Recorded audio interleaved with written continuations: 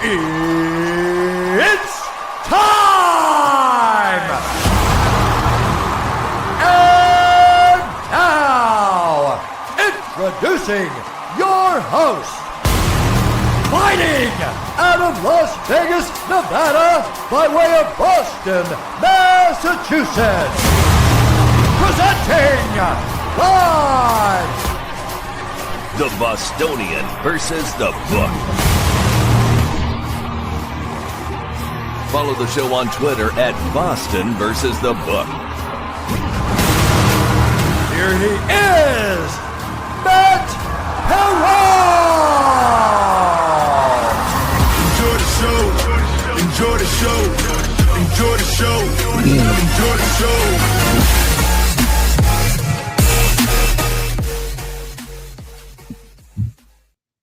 What's up, guys? How are you? Welcome into a Monday President's Day episode of the Bostonian versus the Book. My name is Matt Perrault. We are live on YouTube and on X at Boston versus the Book, audio wherever you guys get your audio podcasts, and replayed on Sports Grid Television every night, 1 a.m. Eastern, 10 p.m. Pacific time. On the program today, what a weekend.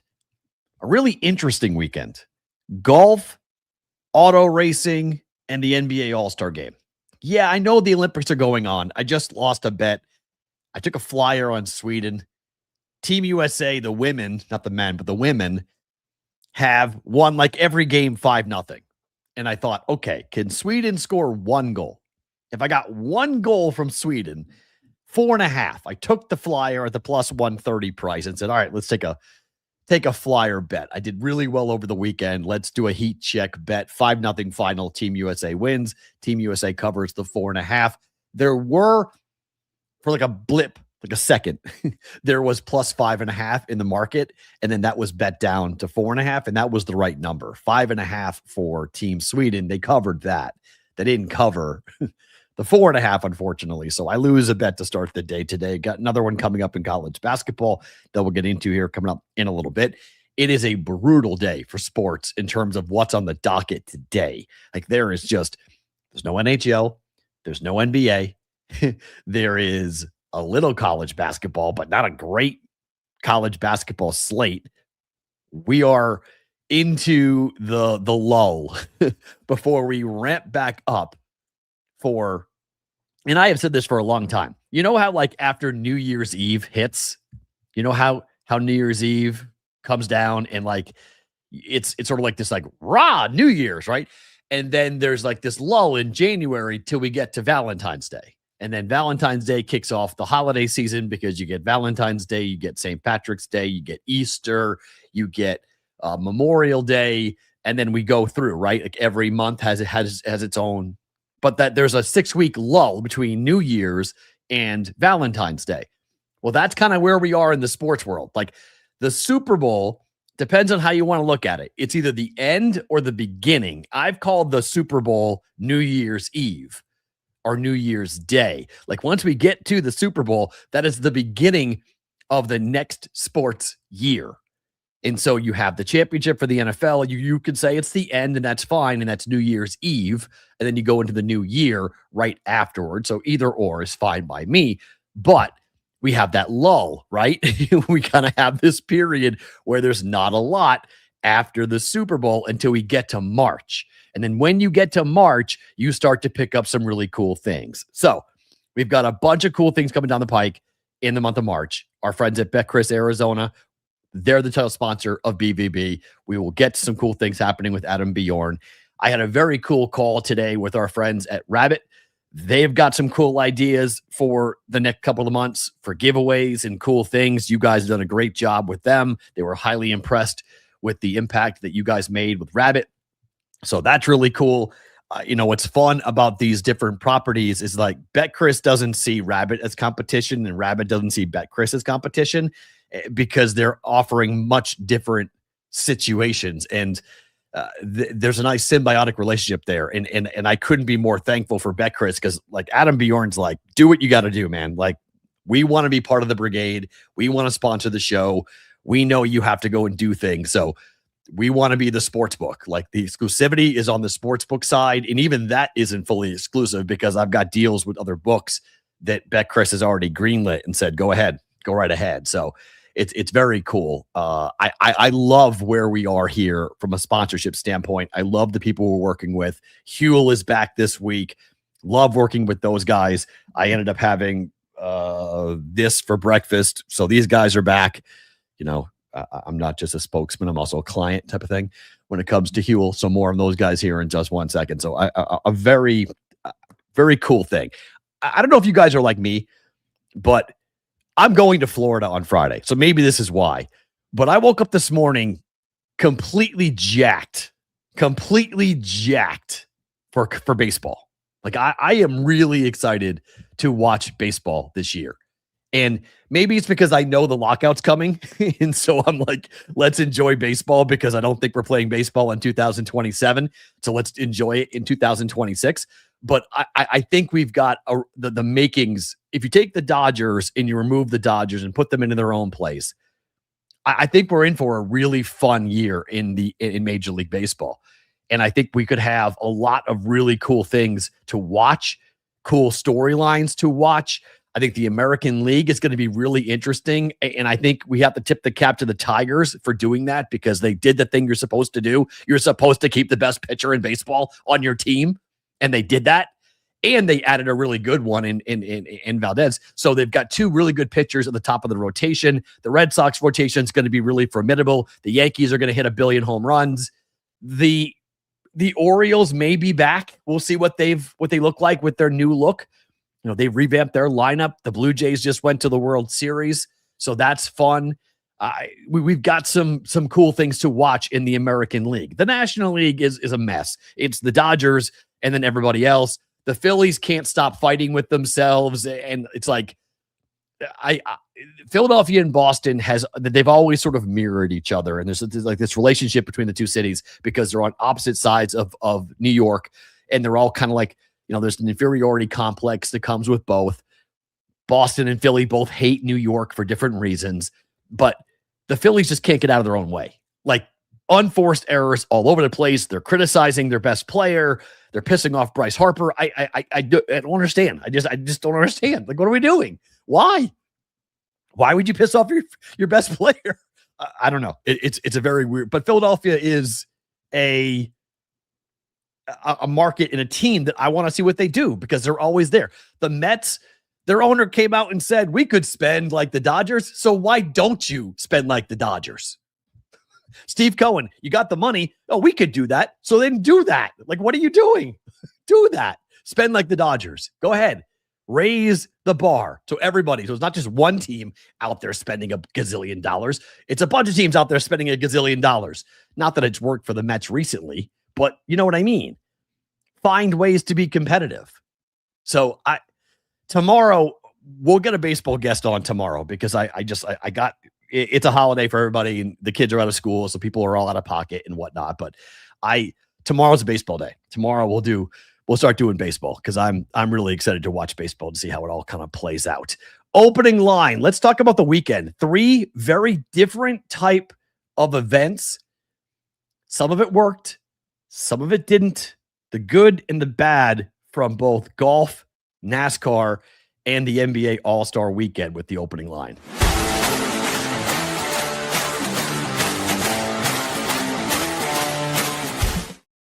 All right, opening line is being presented by our friends at Huel. We have 3 big things to get into. They all had different target demos. Some of it worked. Some of it did not. It's being brought to you by our friends at Huel. You guys can get a 15% off of your first purchase for new customers by going to huel.com/BvB. The promo code BvB at huel.com will save 15% off of their starter kit, the protein pack, where you guys can get 5 ready to drink shakes plus the powder, which you can make your own shakes. I tend to do both. This past weekend, I was making my own. This morning, I had no time, so I had to go and jump in and just open it up, go into the fridge, and grab a shake, a ready-to-drink shake. Just go ahead and shake that thing up, and it's 400 calories. This is vegan. This is gluten-free. This is 27 essential vitamins and minerals. Huel.com/BVB to save 15% off new customers with the code BVB. All right, let's start talking about the NBA for a little bit, because depending on who you talk to, the NBA All-Star Game was either outstanding or it was awful. There is a vast difference in opinion as to how exactly this thing went. Some people called it incredible theater, that the NBA gives an undeniable verdict on a reinvigorated All-Star Game format. I did not feel that way. Just to be perfectly honest, I did not feel that way. Andy Bailey, who covers the NBA for a variety of outlets, wrote on X plenty of to nitpick from Friday to Saturday, but the All-Star Game was an obvious success for the NBA. I think the mini games upped the intensity by making it feel like they needed to, quote, win 4 different times. Wembanyama motivated everyone else to try. Kawhi and Ant both showed show-stopping runs that saved what might have been an otherwise disastrous All-Star weekend due to the start times, lack of attendance, and a potentially forgettable dunk contest. Dunk contest was nothing. Dunk contest was yawn. The 3-point contest saved the whole entire week, the whole weekend. Why? Because of Damian Lillard. I mean, you needed a name. You needed something to happen that was going to be memorable. You needed something to happen that people were going to talk about. And Damian Lillard winning the 3-point contest. Yes, I bet it. Yes, I called it. Yes, I cashed a 5-1 ticket on it. But the reason why I bet it was because he was going up against children. Like, this is an all-time great 3-time winner now, joining guys like Larry Bird to win this contest 3 different times. Like, I'm old enough to remember that there used to be some level of prestige to win these things. The dunk contest carried some weight. I mean, when Dominique Wilkins and Michael Jordan, remember D Brown and pumping up the Reeboks, like these, it used to be a cultural phenomenon. It used to be a show-stopping event. When we had the All-Star Game, we stopped what we were doing. We were pumped for the 3-point contest. The last time I remember watching a 3-point contest / dunk contest that I liked was when Blake Griffin jumped over a Kia. Like, that, it's been forever. Like, it just doesn't have the interest. The star players don't want to do it. And this is the problem with the NBA in a nutshell. And these guys better wake the bleep up. These superstars, and I know they played better with the All-Star format. I get it, but it goes into the regular season. It goes into everything happening with the NBA. You cannot be the caricature of what everyone has said you are for the last, I'm 48 years old. My whole life has been spent arguing with people about NBA players are rich, entitled, and they're not people that you want to be around and emulate, that they're just spoiled dinks. And that they've been this way since they've been very little, when they started with the AAU circuit, and then they got to the college ranks, and they were all basically just catered to. Everything they asked for, they got. And so they get to the NBA, and you think, okay, now they're working for a team, and professionally, they need to be hungry. They've got to build their legacy, right? They're playing for the rafters. They're playing for their number to be up there with the all-time greats. But this generation, and I'm not even talking about LeBron, I'm talking about after LeBron, this generation of superstar that takes days off consistently, that thinks that the All-Star Game is boring, that the 3-point contest is below them, that the dunk contest is not something they need to do anymore. Because why? We've heard every excuse, right? You get hurt, you get tired, all these stupid things, right? That we hear, I completely changed my shooting stroke when I shot in the 3-point contest. It took me 2 weeks to get back. Or I really hurt my legs by trying to dunk like that. I don't normally sit there and try to dunk for an hour straight. That's not something I normally do. All the dumb it's the same thing that happens with the Major League Baseball home run derby, right? Oh, I changed my swing with the home run derby, so I don't need to do it.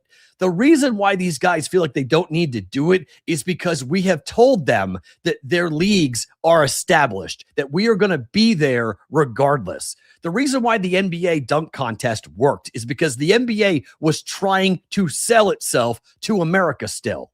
That the NBA wasn't 100% going to be watched by every sports fan in America. Like, they've got us, and they know they got us, so they don't need to do anything special. They can just sit back and let it all go. And so we watch these millionaires decide that, well, I played on Tuesday. I can't play Wednesday. I played Tuesday. Well, I can't play 2 games in 2 days. Are you kidding me? We flew from Sacramento to Salt Lake City. I can't do that.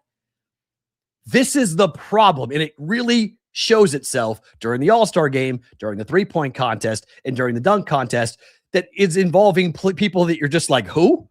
Like Steph Curry made the announcement today that he's going to be in the three-point contest next year.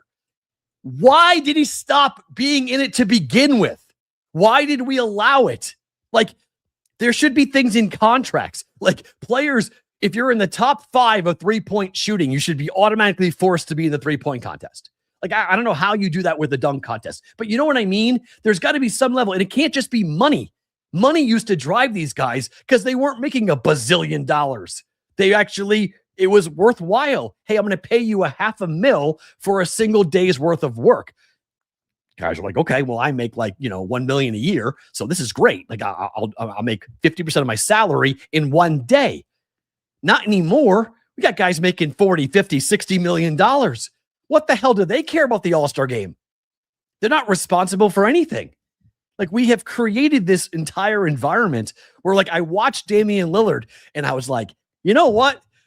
I remember when these guys were unbelievable, and I remember loving the NBA. I love my team. Okay. I love the Celtics. I love Jason Tatum. I love Jaylen Brown. These are young superstars that are going to be in the league for a while. And, Jaylen Brown had his own thing over the weekend with the Beverly Hills Police, and that got all kind of crazy and whatnot. But like, those are guys that I love watching, but it's my team. I can't list you players. Like, I love watching Cooper Flagg. I think Cooper Flagg is incredible for Dallas. This kid has exploded this year. He has played so well, above expectation. We knew he was good, but this is the kid that played at USA Basketball, and people were like, oh my, like, he is going to be the best player in the game at one point once he gets fully developed and fully, he's fully grown. He's going to be the best player in basketball. He's going to be psychotic. And like, we're watching this, and we're lucky to be around this because Cooper Flagg, I think, is going to be incredible. The kid's from Maine. He's from Maine. Like, what the hell? But it's true. The best player in the NBA is a maniac. So like, I flip out at this with the NBA because I feel like the league misses so much of what made it great. And the All-Star weekend really is kind of like is the catalyst to that, is the whole, thank God for Dame. Like, thank God for me. Thank God for Damian Lillard, because he saved the whole thing. The Daytona 500 is awesome. It's the biggest race of the year. It's the Super Bowl for NASCAR. But they still have the same damn problem. There is still a gigantic issue with NASCAR because it comes down to the last damn lap. It doesn't matter what you do for the other 499 laps. It all comes down to the final lap. Some people love that. And Tyler Reddick winning. Look who got the love. Look who's on. Look, there's 4 headlines on your screen. 2 of them mention Michael Jordan. Like, Tyler Reddick, it's like, you ran, you drove for 500 miles, but the owner of your car, we're talking about Michael. It's about Jordan. But the 68th running of the Daytona 500, it all came down to that last damn wreck. And we knew that was going to happen. We knew there was going to be big wrecks. We knew there was going to be a wreck on the final lap. It delivered on all the things you would want. And Tyler Reddick didn't so as much win the race as he survived the race. Is that what we want? If you're watching, and I'm not going to sit here and tell you that I'm a diehard NASCAR fan, I can't even explain to you the new format that they've come out with again, because every damn year they have a new format as to how they crown the champion. It's complicated. It's confusing. It's points here. It's points there. It doesn't make a whole lot of sense. But sure. Okay. If you're a diehard NASCAR fan, I'm sure you can explain to me the new system.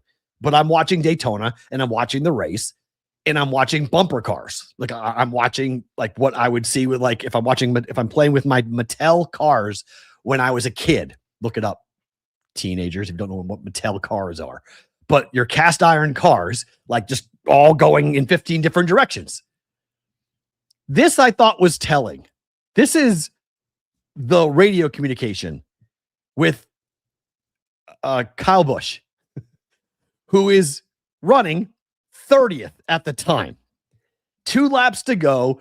Kyle Busch is running just outside the top 20. He decides to let off the gas. Kyle Busch quit in the middle of the race. He said, quote, "What the bleep am I going to rush into the wreck for? We're running bleeping 30th. He finished 15th. He actually improved by him quiet quitting Daytona, by him determining just to drive around and not try to move up and not try to improve his position, which, by the way, the winner of last year's race in William Byron was running 22nd in the second to last lap, and he won the race. So you could make a very strong case that Kyle Busch at 30th should have been pushing, because he could have wound up winning the race depending upon if he survived the wreck or not.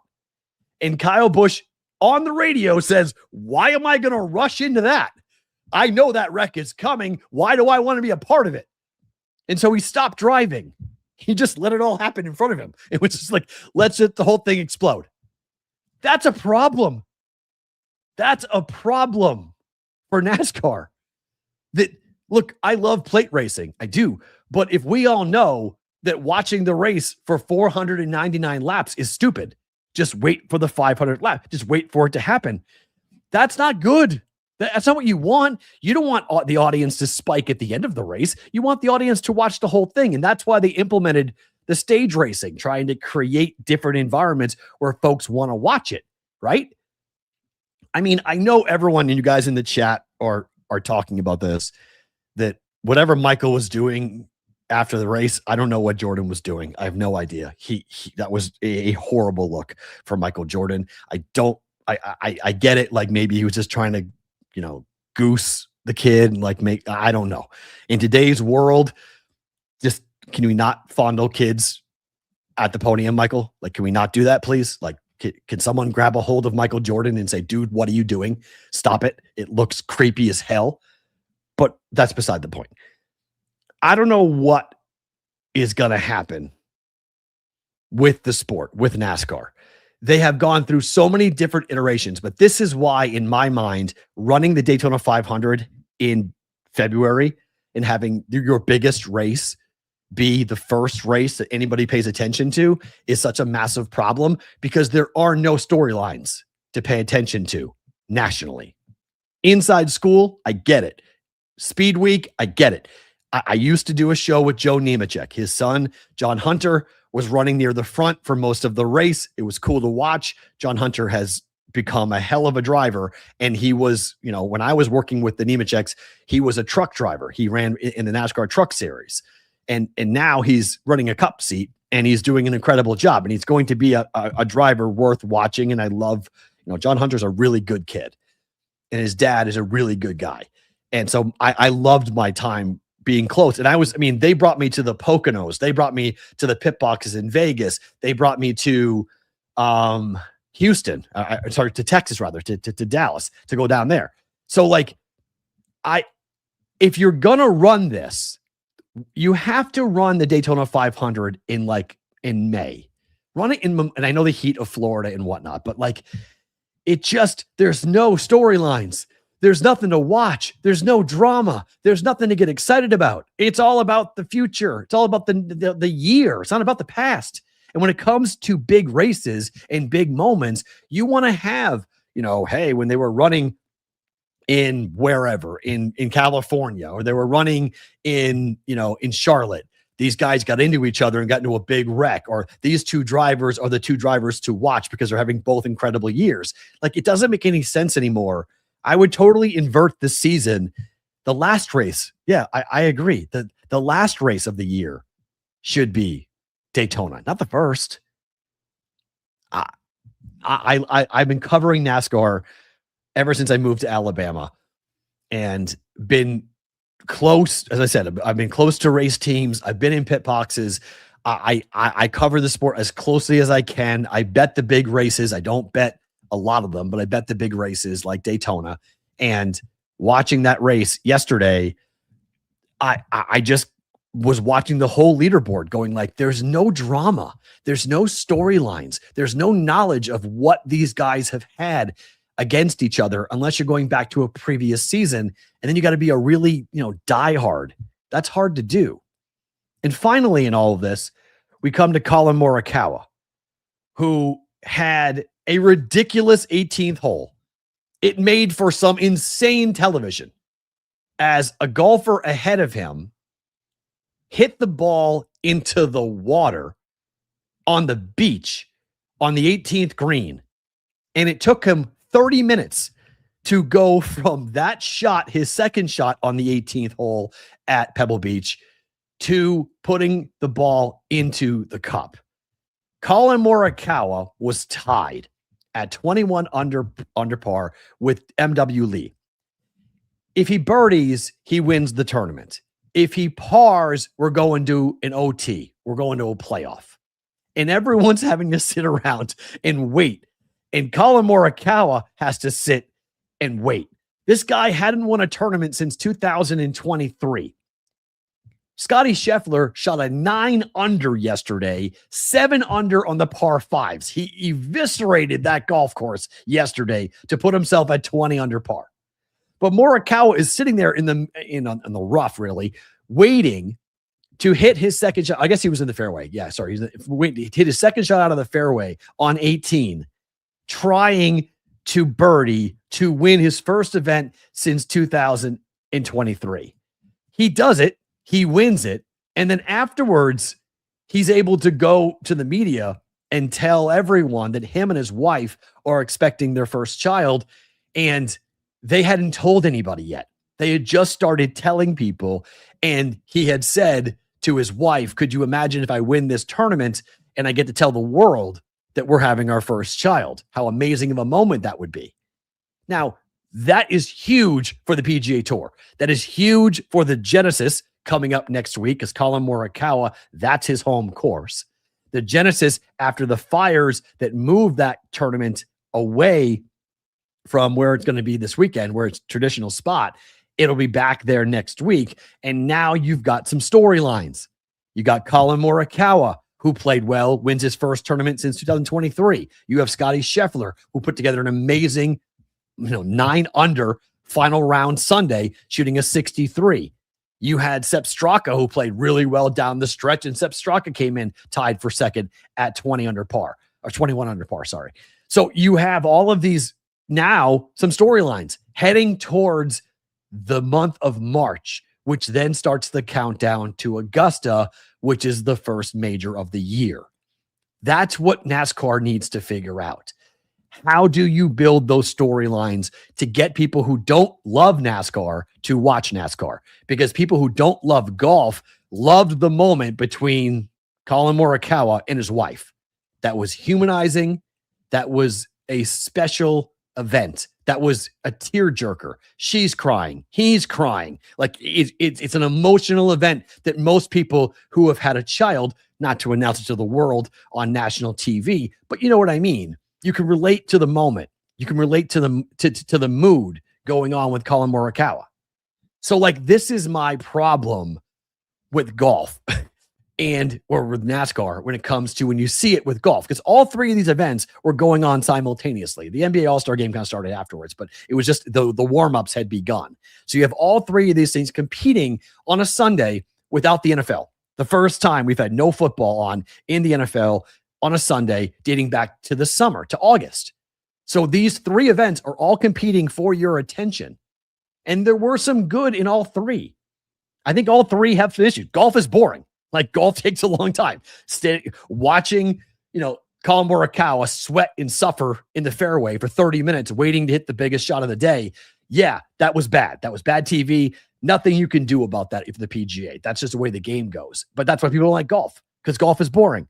Golf is slow. Golf is unexciting. So golf had their problems. Daytona had their problems, clearly. And we know the NBA has their problems at the moment, trying to figure out what to do going forward. This is why the NFL dominates. This is why the NFL takes the cake and has everyone's attention, because they don't have any of these problems. They have it right. They have the schedule. They have the personalities. They have the violence. They have a sport people love to watch and enjoy. It's fast. It's fast moving. It's exciting. If you want to know why everybody wants to be the NFL, that's why. Because the NFL's got everyone's attention. They don't worry about the same stuff that the other 3 sports, 4 sports, 5 sports worry about. Let's talk about what happened over the weekend besides those events.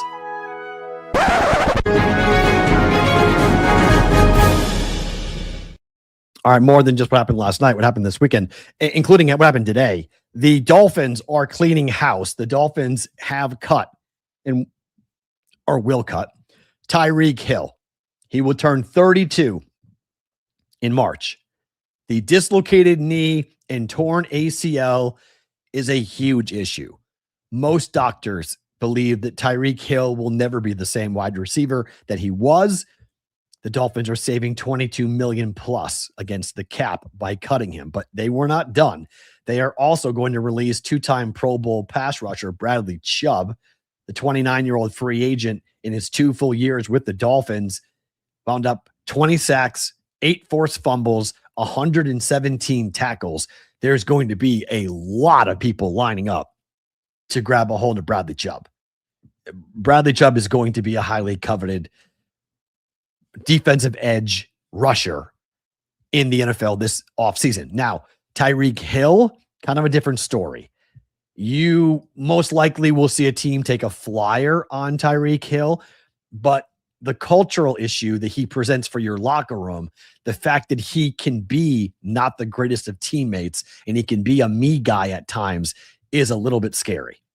I think if you are a Dolphin fan, you're not all that angry that Tyreek Hill is gone. You're saving a lot of money.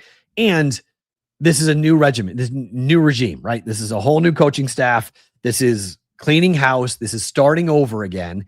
And this is, again, back to my point about the next guy is going to be Tua. Okay. I don't think he's going to be a Chief. I think everyone just assumes that. I don't know why. If you're Kansas City, you want a shell of himself. Why? Yeah. Well, and why would Andy Reid want to go through that again? I'm with Jimmy Football. I don't think that. I know that's the knee-jerk reaction is that Tyreek Hill going back to Kansas City would be the thing that they do. But if he's a shell of himself, I know that they're going to go back to old school. Eric Bieniemy, now the offensive coordinator in Kansas City, you could say they're going to run it all back, right? Well, in sports, we've seen that before, right? Where you run it back, you bring back Eric Bieniemy, you bring back Tyreek Hill, and you have a shell of himself, Tyreek Hill, and a shell of himself, Travis Kelce, and a quarterback in Patrick Mahomes coming back off of an ACL injury. Do you really think that's a good idea? If you're a Chief fan, is that a good idea? Well, here's a Chief fan. No, not a good idea. I'm with JC. I would not do that. If I was the Chiefs, I would not look to bring back Tyreek Hill. I would, again, what are we doing with Travis Kelce? What are we doing? Like, we're just going to wait to see what Travis Kelce is going to do? I mean, he appears done. Like, I know he might not want to go out like that, but you bring back Travis Kelce, and don't you have to have him be a pretty big focal point of your offense? I know he's boys with Mahomes. I get all that, but it's over. Look, that run's over. It's time to restart. And if you got to punt on the whole year, you punt the whole year. You have to get Mahomes back. You need Mahomes' knee to be healthy. So that's a question. I don't think Tyreek Hill leaves Miami and goes back to Kansas City. Where he goes, I don't know. I think teams are going to wait to make sure that the knee is even like 80%. I mean, look at Steph Diggs, right? Steph Diggs he had a good year for the Patriots, but the Pats are going to cut him after June 1st. They're going to save $18 million on the cap. They're going to cut, and they might restructure it and bring Diggs back, but Diggs did not play so well that the Patriots feel like they have to bring back Stephon Diggs for their offense. I like him. I want him back, but I'm also a realist with the whole entire Patriots cap space situation that you can save a lot of money. So why invest that in Diggs? Same thing with Tyreek Hill. Why are you going to invest a lot of money in Tyreek Hill? You don't know what he's going to be after a dislocation ACL injury. It's pretty significant for a guy who is undersized, who has to use his speed and his agility to get open in the NFL. So I don't know if there's going to be a big market for Bradley Chubb, big market. But now what happens with Tua, right? That's the question now. Does anybody want to trade for Tua? Because the Dolphins, by getting rid of Tyreek Hill and getting rid of Bradley Chubb, they are signaling that they are burning it to the ground and they're going to start over again, which, again, I don't mind. Okay? I don't mind. If I'm a Jet fan, if I'm a Dolphin fan, I am perfectly content letting the Patriots and the Bills battle it out for the next 2 seasons. I got to find a quarterback. I got to find a defense. I got to find an offense that's going to be sustainable long-term. And year 1 under Aaron Glenn is as big of a question mark about all those things as you possibly could have. They don't have a quarterback. They had a defense that was historically bad at turning the football over. They couldn't do it. And now they have a pick, a high draft pick again, which you assume they're going to try to address the quarterback spot. But the problem is this draft blows for quarterbacks. Again, if Fernando Mendoza is in last year's draft, that cat is probably a mid-first round pick. The fact that he's going to be picked number 1 overall should scare the hell out of every Raider fan. And I have said this on Raider podcasts. I've said this publicly on Twitter. Mendoza is a crapshoot question mark. He is not a home run hire. This is a home run draft. This is not Peyton Manning. Okay. This is not a guy who you're going to go, he's a surefire day 1 starter, 10-year starter in the NFL. I don't know. Clint Kubiak has got his work cut out for him with Mendoza. But after Mendoza, I mean, I thought Trinidad Chambliss was going to be a really nice project for somebody, and then they found a judge in Mississippi that was an Ole Miss booster that said, nope, you can go back to college. He's playing for a 6th year at Ole Miss, so he's not even in this draft. Ty Simpson is your next option. Oh, my. I mean, Alabama quarterbacks in the NFL have been suspect at best, and if you're the Jets, you want to take a question mark? Not at the top of the draft, you're not. So you're going to go take an offensive lineman or a defensive edge rusher. There's plenty of those in the draft. But that doesn't feel like a game changer because you don't have a quarterback. So, like, what are you going to do if you're the Jets? The Dolphins have the same problem. The Dolphins don't have a quarterback. So now what do you do if you're the Dolphins? What direction are you going to go with all of this? You got to figure out the new regime, the new coaching staff. Now you're going to get a new quarterback. You're going to burn it to the ground. The Dolphins most likely are going to suck next year on purpose, which is fine, which is why it goes back, because everything for me goes back to the Patriots. It goes back to the idea that the Patriots aren't making the playoffs. There are so many people. This group think is amazing to me. There are so many people in the betting space. They're like, oh, I cannot wait to hammer the Patriots to miss the playoffs. I can't wait to bet the yes. Because if everybody's saying this, then the Patriots, it's a first place schedule. Yeah. The Patriots, they got to beat the Dolphins. Yep. They got to beat the Bills. Yep. That's not going to be. The Bills have a first-year head coach in Joe Brady. Are we so confident that Joe Brady is going to be able to game plan, make in-game adjustments, that Joe Brady knows what he's doing? Because I'm not sure the Bills know what they're doing. The Patriots have a pretty stout, linear, straightforward front office to coach, GM to coach situation going on with Mike Vrabel. They got a quarterback who is going to get better every year if he stays healthy. They need weapons, 100%. They need more talent, 100%. They got to address the offensive line, yes, but they have options. Their roster next year is going to look totally different. And the names being tossed around for the Patriots is crazy. And yet, there's the number. CG, 10 wins. If the Pats go 10-7, the Patriots are in the conversation for the playoffs. Now, are they a lock to get in? If they win 11 games and go 11-5, they're going to be a wild card team. Now, the Bills might go 12-5 and win the division. Yep. But this whole idea that the Patriots are not going to be able to make the postseason, that they're going to be a 7-10 football team next year because of their schedule, I think is just absolutely asinine. And I think it's underappreciating the coaching job that Mike Vrabel has done and that defense for the Patriots, which is going nowhere. As long as Christian Gonzalez is extended, which I believe he will be, I mean, here we go, right? Here we go. That defense lost one game all year when they had Spillane, Milton Williams, and Christian Gonzalez healthy on the field for the majority of the game. They lost one game. It was the damn Super Bowl. They lost the damn Super Bowl. You can tell me about the quarterbacks. You can tell me about the offenses. You can tell me every excuse you want to make. I don't care about any of them. We're talking about making the playoffs. I'm not saying they're going to win the championship. Talking about winning 10 games and being back in the tournament. There are 3 wildcard teams. You want to bet that? Go right ahead. You want to bet the under on their wins? Go right ahead. More power to you. But I've seen this story before when an offensive league doesn't realize that the league has changed. Look at who was the most successful in the NFL this past year. The Seattle Seahawks were good on offense, but they won the championship because of an elite defense. The Patriots were bad on offense, and they made the Super Bowl. The AFC was run by great defensive teams. The Broncos offense was questionable at times. Bo Nix is still a question at times.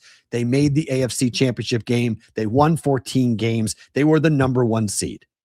Defense, defense, defense. So now we're going to talk about a team that had one of the best defenses in the NFL, and people just can't handle it because why? Because they're new players? Because it's Mike Vrabel? So I don't actually agree with that. I don't agree with that the Broncos are going to be worse than the Patriots. I don't agree with that. I think the Broncos could very well be in Los Angeles. I think that if you had to ask me like right now, who do I think makes it to Los Angeles out of the AFC, it would be the Broncos. I think they're going to have a great defense. They have a great coach. And I think they're going to have an offseason where they're going to be motivated because Bo Nix got hurt. I think they're going to be motivated to go out there and improve it. And the Patriots-Broncos rivalry is going to be back. And for the most part, the Broncos have dominated that rivalry until Drake May. Okay? Until the injury to Bo Nix. Well, whatever if, ands, or but you want to bring into this, the Patriots won that game. So Drake May is 1-0 against Bo Nix in the playoffs. On to next year, right? We spent 10 years talking about Patrick Mahomes and Josh Allen back and forth. Lamar Jackson every once in a while, right? Well, those guys are getting up there in age. Those guys are changing. They're getting old. So now it's the new blood. Now it's the next generation, the next rivalry. Bo Nix versus Drake May. Let's go. It'll be awesome. I think it's going to be exciting. Yeah, the Broncos are going to be better. They're going to get a wide receiver. I think they'll address their offensive line a little bit. I think they'll get some running back help. Broncos aren't going anywhere. Okay. Heck, I want to see what the Colts look like. I think the Colts could have an interesting run next year. Let's see what happens with them with the quarterback position. Let's see where they go next year with their defense. So you've got the AFC, and if the Texans get rid of CJ Stroud, or if they improve on offense at even a little bit, that defense is ridiculous. Like the Texans are going to be a problem next year, right? So I like the Jaguars. I like what Liam Cohen's building. I think Trevor Lawrence is an issue. We saw it in the playoffs. Trevor Lawrence, I'm not a big Trevor Lawrence guy. I like him. I don't love him. I like him. Their defense, though, is legit. Again, another defense, another team driven by their defense. And this is where the NFL is changing, and people aren't recognizing it. The gambling public didn't recognize it last year, that the offensive league all of a sudden is now pivoting to defense, and defense is now back. Scoring is going to be down. The NFL hates this. Why? Because the daily fantasy player and the over prop better loves to bet on offense to happen, not bet on offense to not happen.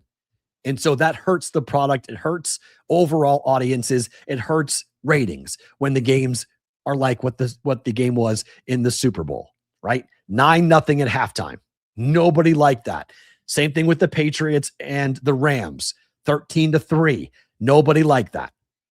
Okay. So it's such an interesting look at the league as a whole, and why I think Bradley Chubb will be signed quickly because of that reason. Tyreek Hill, I don't think will be signed quickly. I don't think he'll be around. I think he'll have to find his way. I don't think it will be automatic that he'll get picked up and jumped in. To college basketball, we'll stay in Kansas. Go to Kansas State. This is a bad look. So this happened over the weekend, and coaches are emotional after losses, okay? Always. But Jerome Tang went crazy and has been fired for cause due to lashing out at his players following a blowout home loss to Cincinnati on Wednesday. AD Gene Taylor said in a statement announcing the firing of Jerome Tang, "This was a decision that was made in the best interest of our university and men's basketball program. Recent public comments and conduct, in addition to the program's overall direction, have not aligned with K-State standards for supporting student athletes and representing the university. We wish Coach Tang and his family all the best moving forward." There is $18.6 million left on his deal. $18 million. And Tang is not going to be good with K-State taking that money from him. He plans on suing to fight the for-cause firing. He told ESPN in a statement, "I am deeply disappointed with the university's decision and strongly disagree with the characterization of my termination. I have always acted with integrity and faithfully fulfilled my responsibilities as head coach." Not good. Tang went off after the Wildcats dropped to 1-11 in the Big 12 following a 78-64 loss at Houston on Saturday. They played the game without player names on the back of their jerseys 3 days after Tang went crazy on a viral video that the team lost to Cincinnati. He said after that loss, "These dudes do not deserve to wear this uniform. There will be very few of them in it next year. I'm embarrassed for the university. I'm embarrassed for our fans, our student section. It's ridiculous. I have no answer, no words." You have to wonder, if the team was 11-1, would they fire him for cause? Or at 1-11, did they see an opportunity and jump on it because they feel like there's a part of his contract that states you're not able or not allowed to rip on players or rip on people that represent the university? There were fans at Bramlage who wore bags over their heads during the loss to Cincinnati. You have to wonder, if they were winning those games, would have Coach Tang been fired for cause? The answer is most likely no. That would not have happened. Back to the NBA for just 1 second. Are we going to get rid of the draft?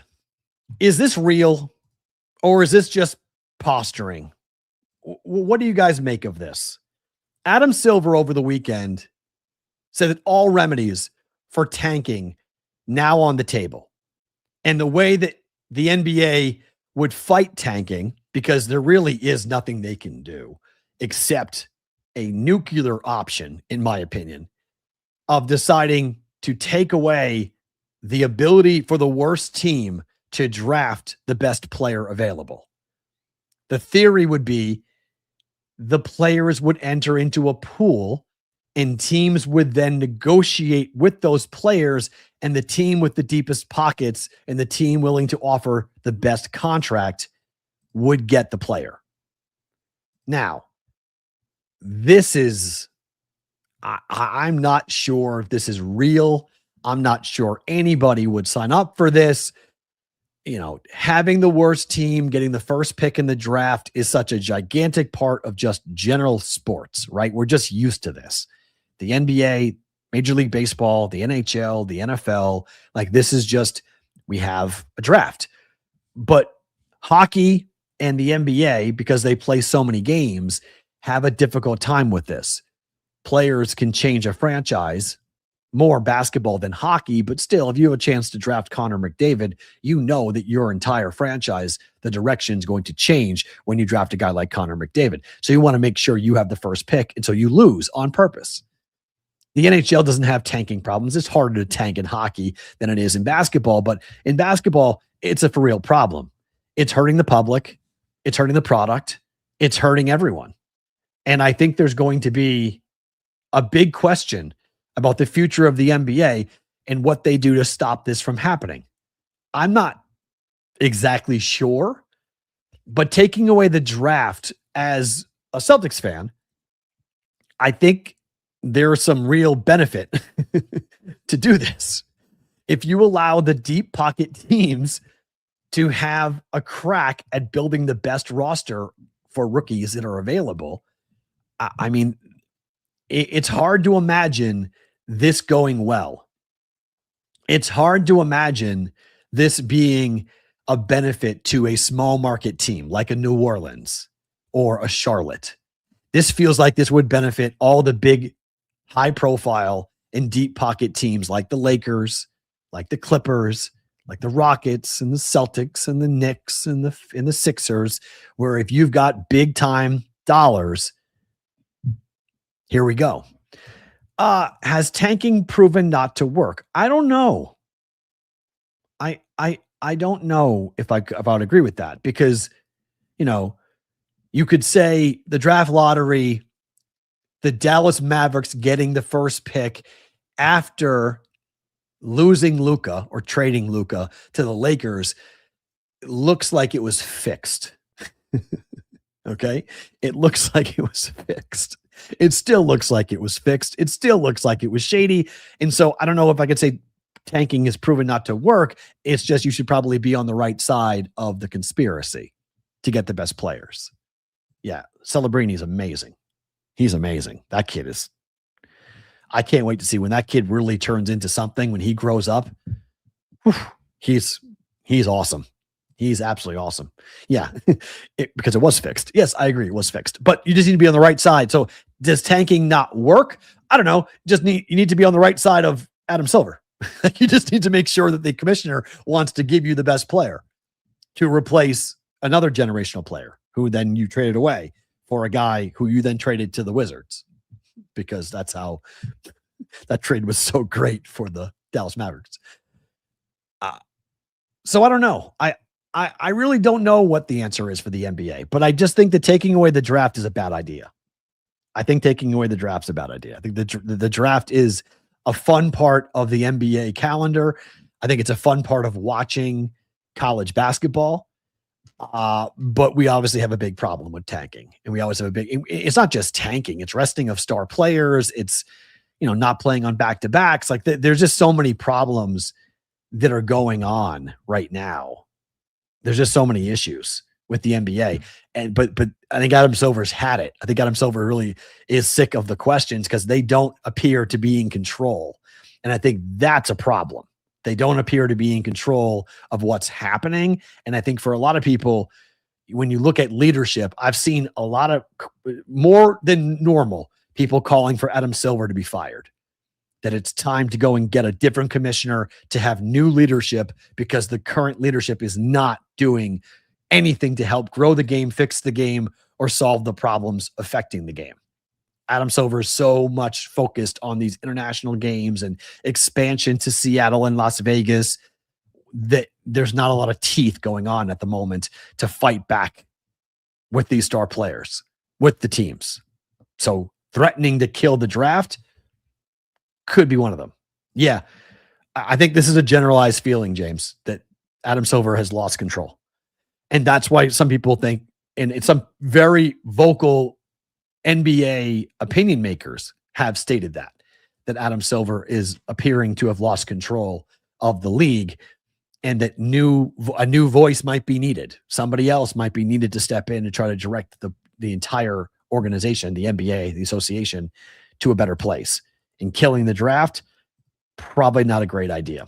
Don't like it. Seems like a break glass type of moment. Let's talk news of the industry.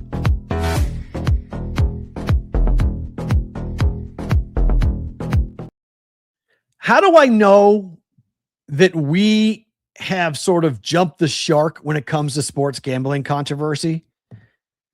That this story wasn't enormous over the weekend. Did you guys see what came out on Friday involving Emmanuel Clase? and the Cleveland Guardians. This should have rocked us. It didn't even blip the radar. The federal government, in their indictment of Emmanuel Clase and those who were participating in the scheme to rig pitches, we thought it happened last season. Nope. Prosecutors are claiming that they had a system in place for the playoffs in 2024. They didn't just rig bad Cleveland Guardians games. They were rigging playoff games. This happened in the postseason. How in the hell did this just kind of slide on by? How many times and who else does this and has been doing this in Major League Baseball? It is not just Luis Ortiz and Emmanuel Clase. It's not just the Cleveland Guardians. They're going to tell us this. It's the same thing that happened back with the Tim Donaghy situation, right? The NBA threw everything. One rogue ref, right? It's just one guy. That's it. Nope. It's just one guy. It's all Tim Donaghy. And the public was like, what are you talking about? Please stop. Like, please, like, what are we doing? Just cut it out. Before the President's Day long weekend, before the holiday break, this thing comes out that they were doing this in the playoffs. The most important games of the year. This guy is making bonus money for being in the playoffs. And it still wasn't enough. Like, we've always had this opinion that baseball players, football players, basketball players, that throwing games in today's world is stupid because of how much money they make. Like, why would you risk your freedom? Why would you, for $50,000? Like, what do you mean? This is dumb. You win a wild card round. You win the pennant. You win the World Series. You're getting hundreds of thousands of dollars of not just money from the league, but in appearances and all the other things you get to do because you have been part of a championship team. So why would you throw away all of the things? 100%. Joseph Myers, these are the stories that cause people to say everything is fixed. Because hypothetically, let's say you're watching the game with a buddy of yours, and it's the 24 playoffs with the Cleveland Guardians, right? It's the 24 playoffs. And you're sitting there with your friend, and he says, I think this game's rigged. You're like, cut it out. Will you please stop it? Game's not rigged, okay? I would say that. Stop it. It's not. And then this comes to light. Clase is alleged to have thrown balls on purpose in a list of 15 different examples ranging from 23 to 25. One that stands out in the indictment is a pitch from the 9th inning of Game 1 of the 2024 American League Divisional Series against the Tigers. The Guardians won that game 7-0. Clase retired all 3 batters he faced in the 9th inning, but the first pitch that Clase threw was a ball. It bounced. He bounced the first pitch. According to the affidavit, there was coded language that was done between the gambling syndicate and Clase.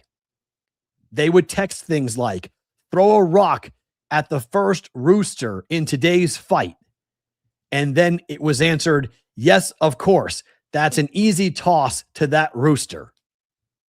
Rooster being a batter, rock being the ball. He did it during the playoffs. He didn't just do it during the regular season. Clase did this during the postseason. I don't know why that makes it so much worse to me. It just makes it so much worse to me that even during the biggest of moments, that's what that guy was doing. That's where his focus was. When your team is trying to win a championship, that is where that guy's mind was. And the books who were taking those markets, you got what you deserved. You got what you deserved. I'm sorry. I don't think I don't think any book should be taking bets on micro markets like balls and strikes, speed of pitches. I just don't think this stuff should be bettable. I really don't. I think we should give it up right now. Make it illegal right now. And this is the reason why. Because even a postseason game didn't stop a manual Class A. Ridiculous on that. Just absolutely ridiculous. If you're watching live, we'll do some bets and picks coming up in bonus time, including favorite thing about today. If you're watching on the replay on Sports Grid TV, thank you for being here. Back tomorrow on a Tuesday's episode of the Bostonian versus the Book. Bonus time starts now.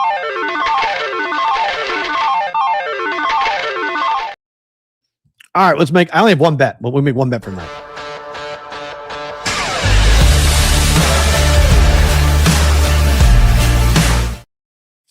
Just Picks being brought to you by the Betting Pros Prop Bet Cheat Sheet. You guys can go and download Betting Pros, the app in the App Store or Google Play. Check out the Prop Bet Cheat Sheet or go to bettingpros.com/props. Check out all the NBA props for this coming week. Just one game I want to look at, and it's Houston and Iowa State. This number total at 134. It felt too light. It's being bet up for that very reason. These teams, Houston, last 5 games have gone under. Iowa State, last 3 games have gone under, except the totals are normally in the 140s for both these teams. This is a reaction because they think everyone's going to bet the under. So it's an example of what the books will do because they think all the under bets are coming. So they're going to set the number at 133.5 at open, which is ridiculous because the game's not being played at Houston. If the game was being played at Houston, I think this number would be accurate. But at Hilton Coliseum for Iowa State, a team that gets a good chunk, like 35% of their points, come from behind the 3-point line. And they are a top 5 team in college basketball at shooting the 3.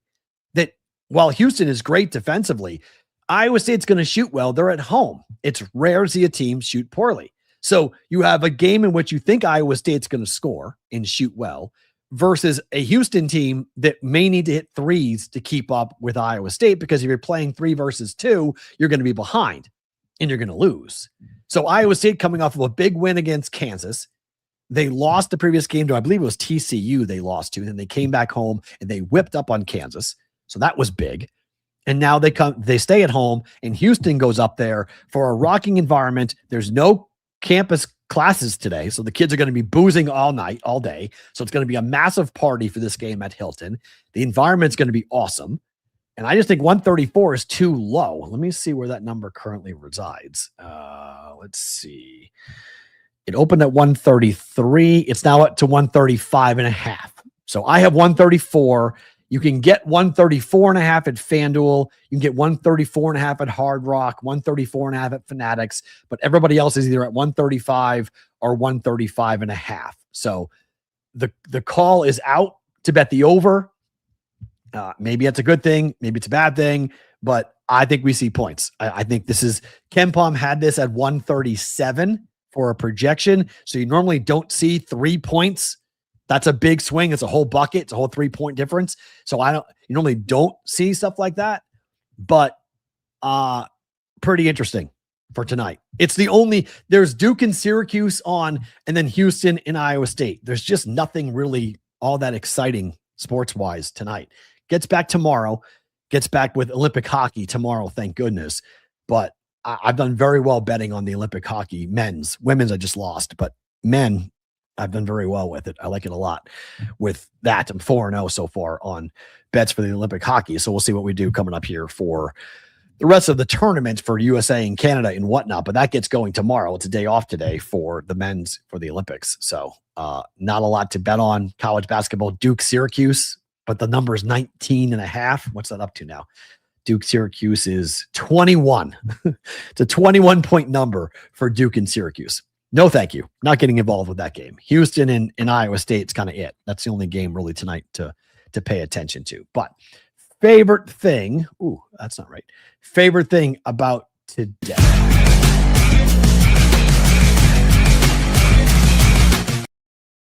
So I just want to say one quick thing because it's President's Day, right? And so this is the day we're supposed to honor all the leaders of our country. And it struck me. I saw a video last night on Instagram that I thought was pretty interesting, and I put it on my stories, but about the way we used to talk to each other when we disagreed with each other. Like, one of the cool things about sports that I've always loved is that I can sit next to somebody who is a diehard, say, Bruins fan, right? They love the Boston Bruins, but they're from a totally different part of New England. Like, they're from upper Maine. And the way that they believe, what they think about, I mean, upper Maine is basically Canada and or the South, right? It's just a totally rural, different. I'm from a suburb of Boston. Like, we're just in two very different environments. I don't hunt. They hunt all the time, right? I like the Second Amendment, but I'm not the biggest of Second Amendment proponents. This person would be a diehard Second Amendment, from my cold dead hands type stuff, right? I can sit next to a person and I can talk to that person and I can reasonably disagree and have a conversation with that person. But we can't talk about anything. Like, I'm just going to give you a quick example, okay, on this. So the Republicans want to have everybody have an ID to vote coming up in November, okay? That they want to have a government issued ID. Well, that's a great idea, but that idea is illegal if you're going to require somebody to pay for a government issued ID in order to vote. It's in the Constitution. It's the 24th Amendment.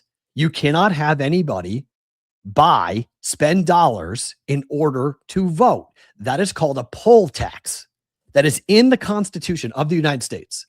Something that you would think that people in my world, Republicans looked at the Constitution like the Bible, right? There's people that walk around with little pocket constitutions and they pull it out all the time.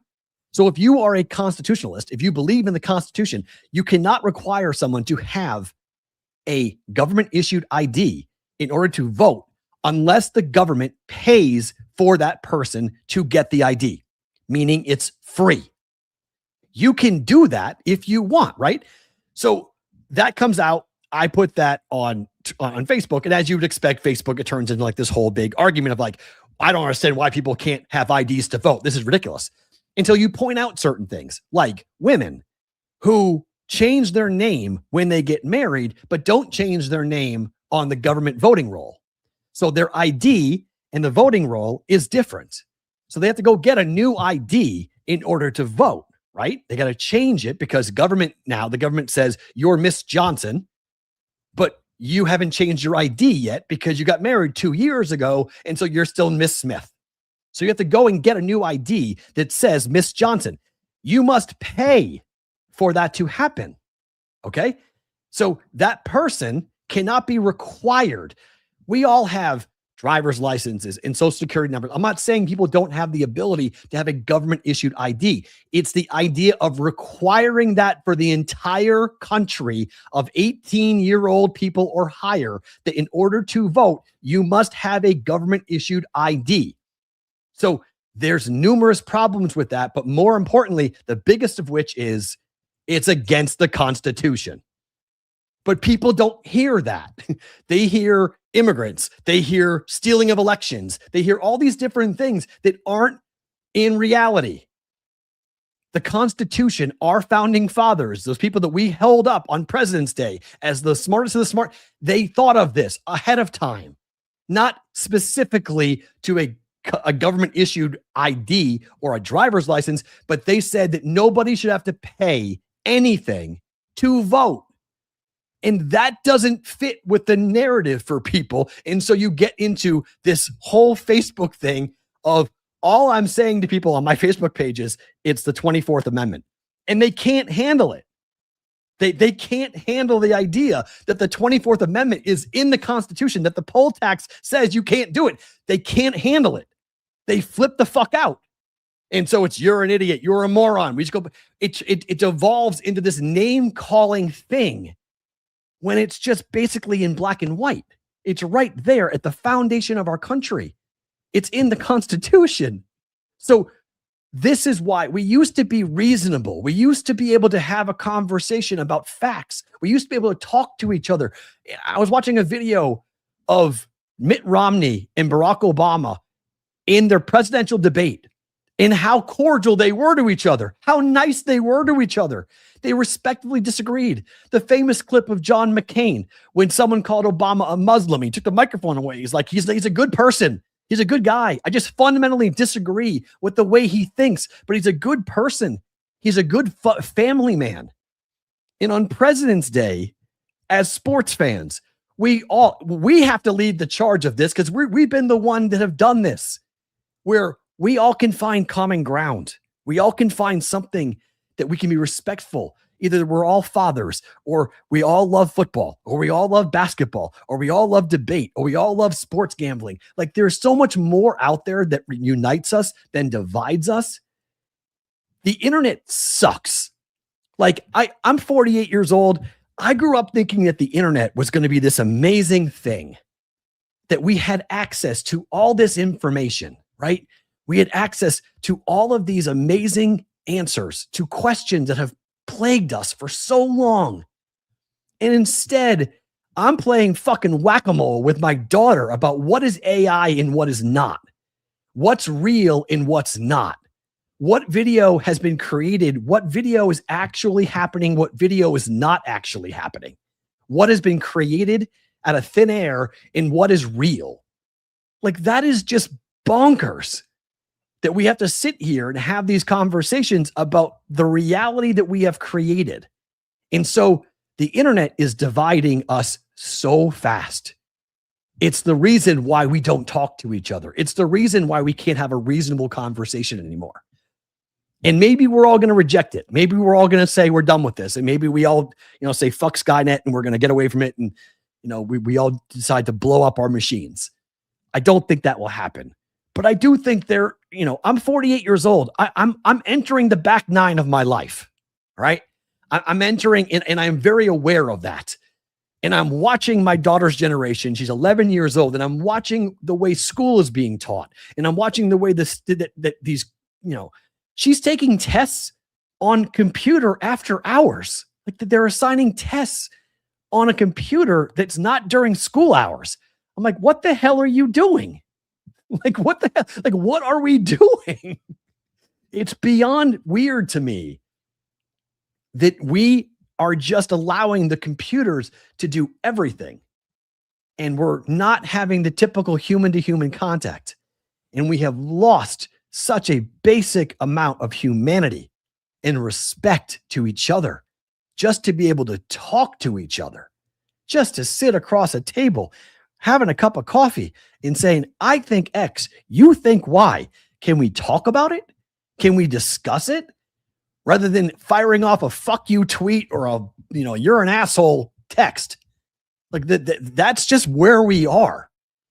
And presidents used to set the bar. Okay. Presidents used to be presidential. That used to matter.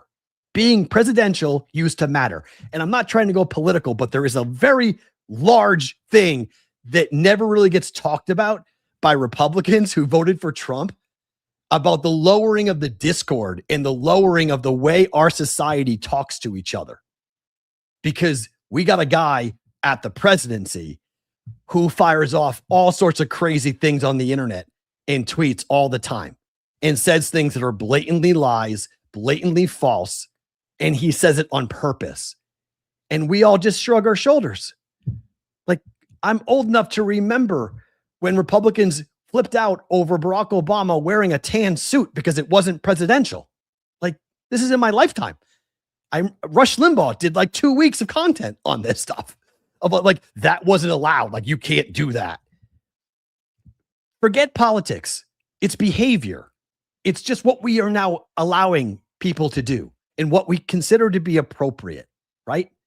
I don't care he banged porn stars. I don't care that he paid them off. I don't care about any of that. That's all other stuff, okay? He did all that stuff. Fine. I talk about behavior today. Forget what he used to do. How about now? That bar has been lowered into the toilet, and everyone's okay with that. Because of why? Because of the internet? Because he's shaking up the establishment? Like, no. Again, I'm 48 years old. I remember I grew up in a time where we thought the presidency held a certain bar We held it up, and we expected them to be the best of us, not show the worst of us. So we're sitting here on President's Day. You know, we're sitting here talking about presidents on President's Day, and we're in the gutter. We're in the gutter. Like it sucks, but we are. And I just hope that at some point in my lifetime that we go back. Like I never lived through John F. Kennedy, but I remember my grandfather talking about John F. Kennedy because he was from Massachusetts, but he was an Irish Catholic, and no one thought an Irish Catholic could ever be elected president. And yet he held himself up through all the hate and all the negative talk, and he was able to rise to the highest office of the land. Now, you can say Kennedy's background was nasty, his family were bootleggers, and his father was crooked as can be. All true, all things I'll listen to. But his behavior got us through some of the most difficult moments in this country's history. That type of behavior matters. And now the internet is this place where nobody can agree on anything. We can't even agree on the 24th Amendment. We can't even begin. We can't even believe that what is written in our founding fathers, our founding document, we can't agree on that. Like, that's just like,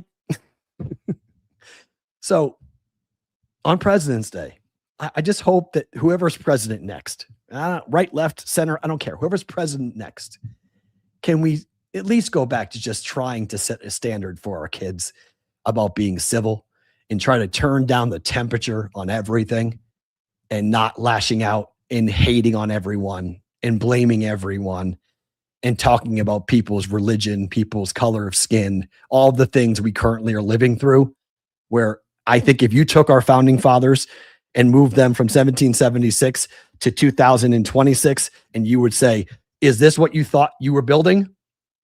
I think all of them would be like, fuck this, we're done. That's what you guys are going to do? Yeah, sorry. Facts aren't facts. Okay, we're done. Like, no thanks. That was always the bar. That was always the bar. I'm from Boston. I grew up in New England. I grew up in the cradle of democracy. I grew up going to Philadelphia in the Liberty Bell, and growing up with the Freedom Trail, and growing up with 2F by sea and 1F by land and the North Church and all of it, the Boston Tea Party and Bunker Hill and history on history on history. We valued that. We thought the country valued that. I don't know what we value anymore. To be honest, I don't know what we value anymore. We're lost in a lot of ways right now. And as a dad, I don't know what to do because I think arguing and having a disagreement with somebody and being able to do it in a civil way is literally what made America great. I can sit here and say the craziest of things, and no one's going to come through my door and arrest me for what I just said over the last 15 minutes. It makes this country incredible. Incredible. When we stop allowing that, when we stop talking to each other, when we allow people to be put in prison or to have companies shut off dissent and not fund research and journalism and dissent and people who are able to say the other side, whether people like it or not. I mean, look, that was the founding principle for Fox News. The founding principle of Fox News is that there's not enough conservative voices in the media, and we're going to give the conservatives a voice. Could you imagine if we shut down Fox News next? Could you imagine if in the wake of Trump, the next president deems Fox News to be a danger and looks to shut it off and gets billionaires to buy out different corporations to shut down that property? Would conservatives riot? Would they go along with it? I hope they would riot. I hope that they would never allow it. They'd go to the streets and protest what was going on, because that should never be allowed in America. But that is happening on the other side. If you are paying attention to what is going on at the moment, and the number of companies that are being purchased, and the number of voices that are being silenced, it is not good. You can call people all sorts of different things if you want. But the word fascism was always that nuclear button. When you called somebody a fascist, that was like the conversation was over. Nobody could talk anymore. The behavior of our current government and then whatever comes next, because I keep on telling people this and I am petrified of it. I'm an independent. I left the Democratic Party a long time ago. Okay. I don't believe in either side. I try to live in the middle, try to live in reality, try to live in things that actually will get done. I don't need loony lefts. I don't need radical rights. Don't need them. Okay. I like to be in the middle because I think 85% of the world of this country, at least 90%, we all live in the middle. The fringe 5% on either side get to dictate everything and they get the microphones and they get the money. But I think most people just want to raise their kids, live a life, and be an American, be what we used to have in the 80s and the 90s. I think a lot of us long for that type of environment.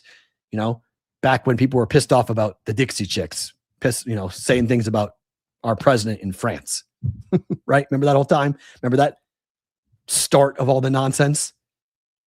Back before that, before we went a little bit crazy. I don't know. I think people are frustrated on both sides about what's going on. And my fear is what comes next, because that pendulum is going to swing back to the other side. And that's not good. That's not what we should be looking for, hoping for, or longing for. But there are a lot of people waiting their turn, chomping at the bit for payback, right? January 6th. If you had shown conservatives January 6th in 1996, what do you think they would say? What do you think George W. Bush in 2000 would have said if you showed him January 6th as to what happened at the nation's capital? Forget the reasons, forget the conspiracy theories, the facts of what actually happened, of what we all watched. Where did we go wrong? Where did we go wrong as a country? So, on President's Day, yeah, let's get back to critical thinking, please. Let's get back to thinking and listening to each other and being okay disagreeing with each other, because that's what makes this country great. Not where you're from, not how much money you have, our sharing of ideas, our willingness to listen to each other. So, sorry for the rant, but on President's Day, it just something I wanted to say. Back tomorrow, 1:00 Eastern time for BvB on a Tuesday.